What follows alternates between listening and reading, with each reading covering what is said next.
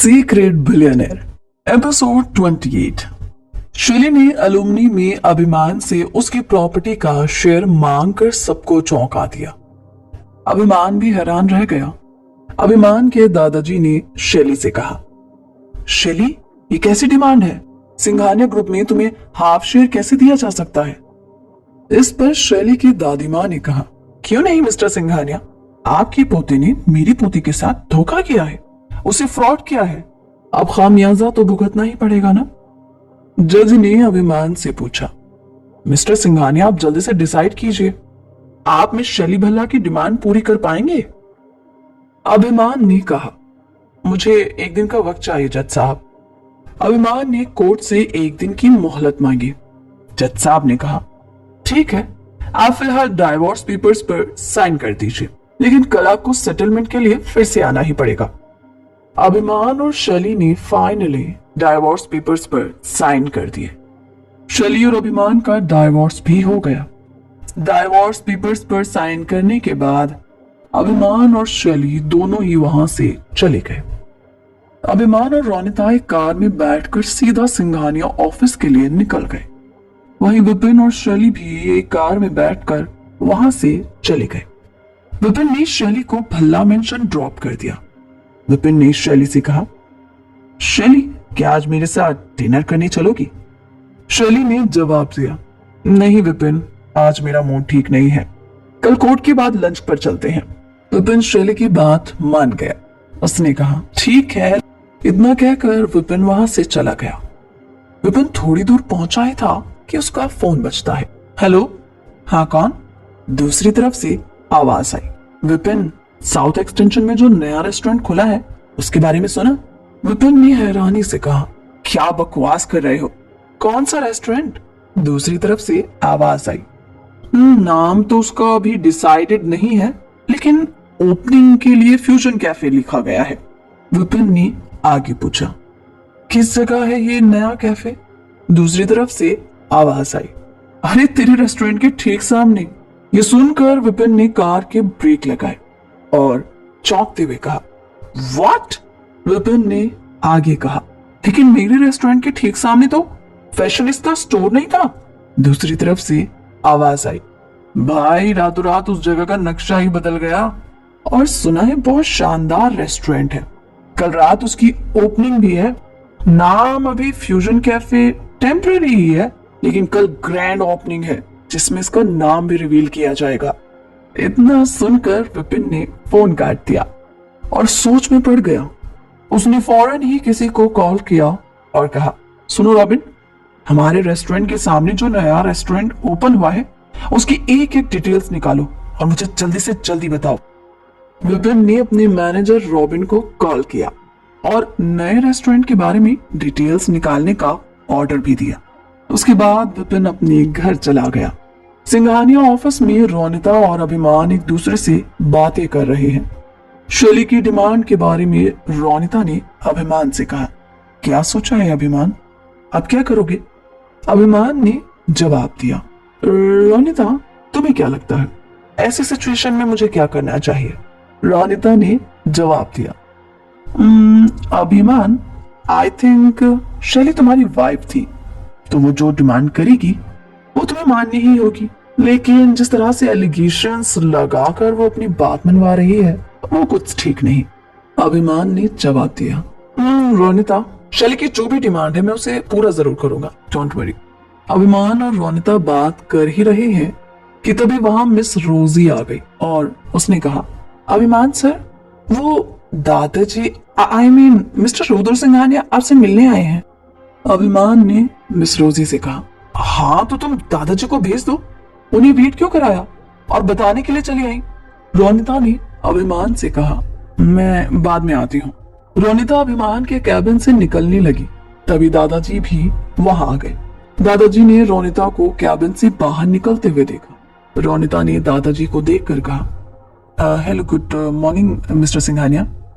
दादाजी ने रोनिता को थोड़ा सा घूरा और फिर जवाब दिया, हेलो, गुड मॉर्निंग। दादाजी अभिमान के कैबिन के अंदर चले गए।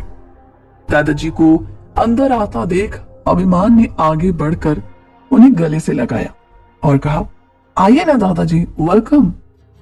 दादाजी ने कहा, अभिमान बेटा, जो कुछ हुआ वो होना तो नहीं चाहिए था, लेकिन अब हो चुका है तो उसको बदला भी नहीं जा सकता। लेकिन जिंदगी अकेले तो काटी नहीं जाती ना। मेरी पसंद तुम्हारे लिए सही साबित नहीं हुई तो क्या हुआ, लाइफ तो नहीं रुकती ना। एक काम करो, तुम अपनी पसंद की किसी भी लड़की से शादी करो और जिंदगी में आगे बढ़ो, उसके साथ जिंदगी गुजारो। दादाजी की बात सुनकर अभिमान ने कहा, नहीं दादाजी, ऐसे कोई बात नहीं है। दादाजी ने कहा, पर खुरदार, अगर तुम्हें रोनिता पसंद है तो तुम मुझे बता सकते हो, इसमें कोई गलत बात नहीं है। अभिमान ने जवाब दिया, व्हाट दादाजी, मैं और रोनिता? नहीं नहीं नहीं नहीं नहीं नहीं, आपको भी गलत फहमी हो रही है। एक मिनट, आपने वो कोर्ट वाली बात पर यकीन तो नहीं कर लिया? दादाजी, वो शैली है, वो कुछ भी कर सकती है मुझसे बदला लेने के लिए, और जो कुछ वो सोच रही है या फिर करने की कोशिश कर रही है वो सब झूठ है। मेरे और रोनिता के बीच में ऐसा कुछ भी नहीं है, सो डोंट वरी, ओके? दादाजी ने कहा, वो सब तो ठीक है, लेकिन वो तस्वीरें भी तो कोर्ट में दिखाई थी ना शैली ने, उन सब का क्या? दादाजी आगे कुछ कहते उससे पहले ही अभिमान ने उन्हें बीच में ही रोकते हुए कहा, दादाजी, वो तस्वीरें उन लोगों ने गलत तरीके से दिखाई। हाँ, मैं अवॉइड नहीं कर रहा, वो तस्वीरें मेरी और रोनिता की ही है, लेकिन जिस तरह से उसे पेश किया गया वो गलत है। मेरे और रोनिता के बीच में कुछ भी नहीं है। अभिमान ने दादाजी को बहुत समझाया, जिसके बाद दादाजी ने उसकी बात पर यकीन कर लिया, लेकिन फिर भी उनके दिल में कई सवाल चल रहे हैं। दादाजी ने कहा, ठीक है बेटा, जो तुम्हें सही लगे। अच्छा चलो, अब मैं चलता हूँ। अभिमान ने दादाजी को रोकते हुए कहा, दादाजी, थोड़ी देर और रुक जाइए ना, मैं आपके लिए कुछ मंगाता हूँ। लेकिन दादाजी ने अभिमान को रोका और कहा, अरे नहीं नहीं, मुझे एक्चुअली एक मीटिंग में जाना है, सोचा रास्ते में तुमसे मिलता हुआ चलूं। आज डिनर का प्लान कहीं और मत बनाना, साथ में करेंगे, ओके माय सन? अभिमान ने हंसकर कहा, श्योर दादाजी। दादाजी ऑफिस से चले गए। जब दादाजी अभिमान के कैबिन से बाहर आए तो लॉबी में उन्हें एक बार फिर से रोनिता मिली। दादाजी ने रोनिता की तरफ देखा और उसे घूरने लगे। रोनिता की नजर भी उन पर पड़ी। दादाजी के चेहरे पर कोई एक्सप्रेशंस नहीं है।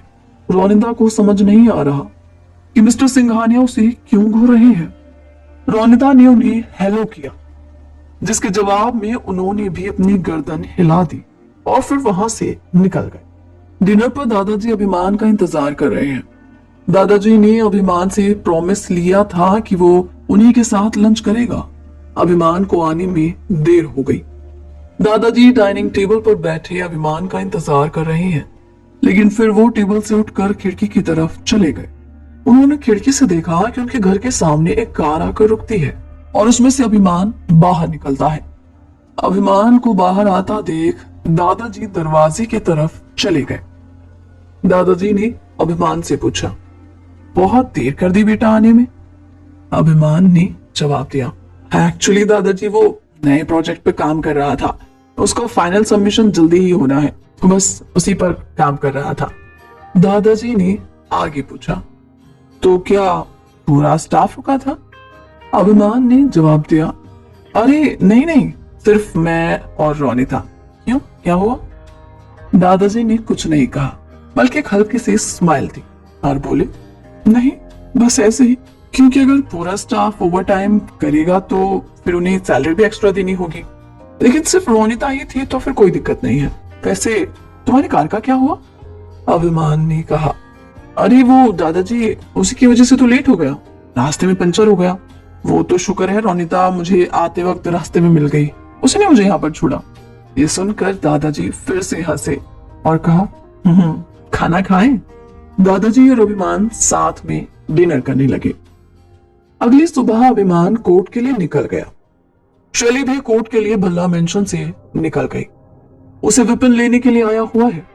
दोनों लेविश BMW में बैठकर वहां से सीधा कोर्ट चले गए। अभिमान शैली से पहले ही कोर्ट पहुंच चुका है। थोड़ी देर बाद शैली की फैमिली और अभिमान के दादाजी भी वहां आ गए। रोनिता आज वहां नहीं आ पाई क्योंकि अभिमान ने उसे कहीं और भेजा हुआ है। शैली और अभिमान के सेटलमेंट पर बात करते हुए जज साहब ने अभिमान से पूछा, मिस्टर अभिमान सिंघानिया, क्या डिसाइड किया आपने? अभिमान ने जवाब दिया, जज साहब, मैं कोर्ट के फैसले को आखिर कैसे झुठला सकता हूँ? जो भी आपका ऑर्डर है और शैली की डिमांड है, मैं उसे पूरी करने के लिए तैयार हूँ। ये सुनकर शैली, विपिन और बल्ला फैमिली के चेहरे पर मुस्कान आ गई। शैली हंसते हुए अभिमान की तरफ एटीट्यूड से देखने लगी, मानो जैसे सारी जंग ही जीत ली हो। जज साहब ने कहा, ठीक है, तो इसका मतलब ये हुआ कि आप सिंघानिया ग्रुप का अपना आधा हिस्सा अपनी एक्स वाइफ के नाम करने के लिए तैयार हैं। अभिमान ने जज साहब से कहा, एक मिनट जज साहब, शैली मेरी एक्स वाइफ है और मेरी प्रॉपर्टी में उसका भी उतना ही शेयर होना चाहिए जितना कि मेरा है, लेकिन सिंघानिया ग्रुप में तो मेरा कोई शेयर नहीं है। इतना कहकर अभिमान ने किसी को कॉल किया और कोर्ट के अंदर बुलाया। वह मिस रोजी है, जिनके हाथ में कुछ पेपर्स हैं। अभिमान ने उन पेपर्स को जज साहब को दिखाते हुए कहा, यह सिंघानिया ग्रुप के शेयर होल्डर की लिस्ट है, जिसमें मेरा नाम दूर दूर तक शामिल नहीं है। मैं सिंघानिया ग्रुप का वारिस जरूर हूं, लेकिन मेरे नाम प्रॉपर्टी में कुछ भी नहीं है। सिंघानिया ग्रुप का एक एक हिस्सा मेरे दादाजी के नाम पर है। मेरे पास मेरी डिलीवरी से कमाए गए महज 2 लाख रुपए हैं और मैं उन्हीं में से आधा शेयर शैली को देने के लिए तैयार हूँ। जज साहब ने मिस्टर रुद्र सिंघानिया से पूछा, मिस्टर रुद्र सिंघानिया, क्या आपका पोता सही कह रहा है? क्या सिंघानिया ग्रुप में उसका कोई शेयर नहीं? मिस्टर रुद्र सिंघानिया ने जवाब दिया, जी जज साहब, ये ठीक कह रहा है। सिंघानिया ग्रुप में अभिमान का कोई शेयर नहीं है और ना ही उसके अकाउंट में कोई ज्यादा बड़ी रकम है। अपने इस दांव से अभिमान ने शैली और उसकी फैमिली के छक्के ही छुड़ा दिए। अब शैली आगे क्या करेगी? क्या वो अभिमान की प्रॉपर्टी से आधा हिस्सा ले पाएगी? जानने के लिए सुनते रहिए सीक्रेट बिलियनियर। ये एपिसोड पसंद आया हो तो कमेंट करके जरूर बताइएगा। रोजाना रोमांचकारी एपिसोड सुनने के लिए हमारे YouTube चैनल सीरीज FM को आज ही सब्सक्राइब करें और ज्वाइन करें हमारे चैनल को। नोटिफिकेशन के लिए बेल आइकन को प्रेस करना मत भूलिएगा।